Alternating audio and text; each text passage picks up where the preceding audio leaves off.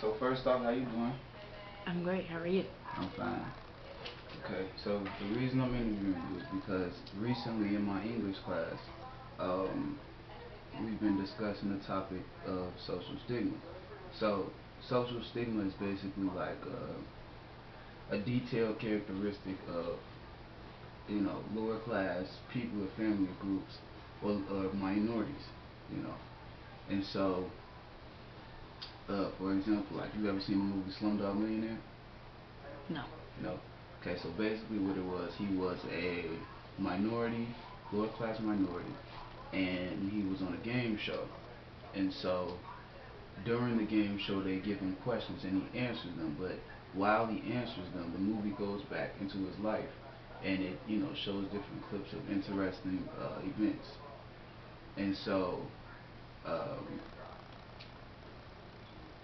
one of the questions I had, we had to create our own social stigma. One of the questions I had was, why are lower class groups of families, or why are minority stories so interesting?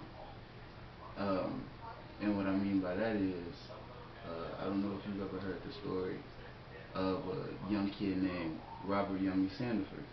And he was in Chicago. This was the early '90s. He was in Chicago, and uh, he was about 9 years old. He ended up shooting a group of young men, and later on ended up shooting a young woman, um, a seventh grader. And then after that, later on, he was killed by his own gang members because they thought that he was going to tell them if he was caught. So my question to you is, why are these stories of lower class groups or classes or minorities so interesting?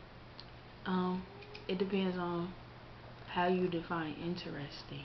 Interesting, different than normal stories, like Um, normal life stories. The basic growing up, going to school, going to college, graduating. Aside to a Yummy Sandiford story where it's like you grow up to the age of 9, you shoot some people, and you die. um, they have different experiences. That's Mhm. just the simple way to put it. There's gonna be more to a story Mhm. for a person who goes down a rocky path versus a straight path. Um,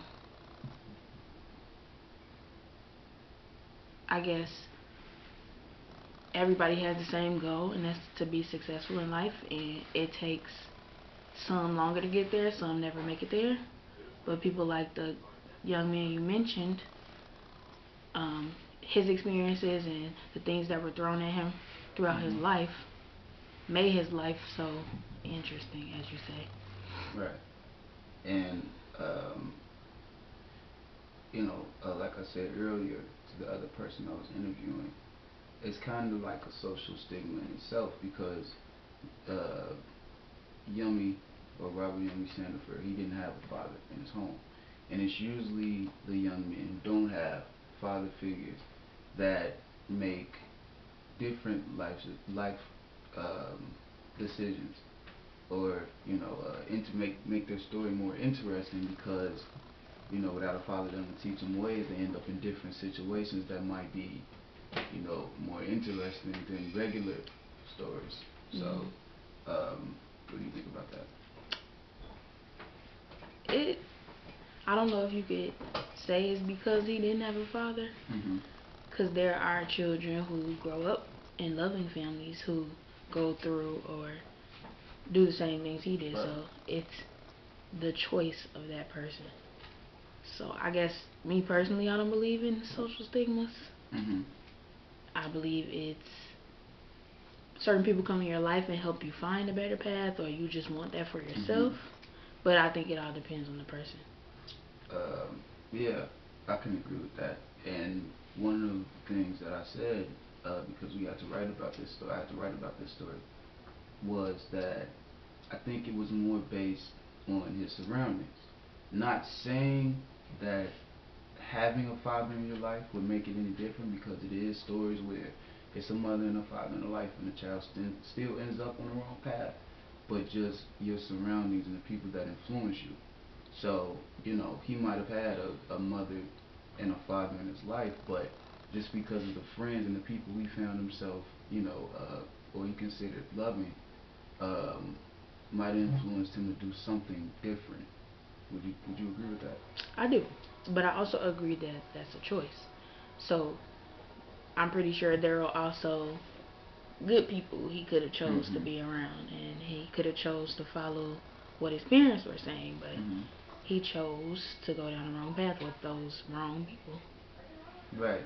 Um, and the question I asked, because we had to ask a question about the story that we picked, was if this same child was set in a setting where he was in the suburbs, he had a mother and father, it was a good steady income in the home, he had a regular life, would this still be the same outcome? That's very hard to determine. Mm. One, because no matter where you live, suburbs, projects, ghetto, a farm, Mm. is what you choose. And it's always those type of people around. So the same crowd that he was interacting with in the ghetto Mm-hmm. can still live in the suburbs. I don't think that matters. No, definitely not I because don't think. I mean, well, my answer to your question is I don't. You can't determine that. It's hard right, to say, right. just based on those factors. And that's definitely true because you do hear stories about people who are in the same environment that grow up to make millions playing basketball or grow up to make millions being doctors. Like Michelle Obama, she's the first lady, but she grew up in a lower income neighborhood in the South Side. You know what I'm saying? So it's different, but you also do hear about stories like Columbine, the kids that shot up Columbine, you know what I'm saying? They grew up in suburb, and they end up shooting 15 students in the school, which is, considered interesting because, Yeah. kids don't shoot up Yeah. school with other kids. So, it's for me, it's more or less the choices Yep. that you make your own choices, and I think that's what you were saying. So, Yep. thank you. You're welcome.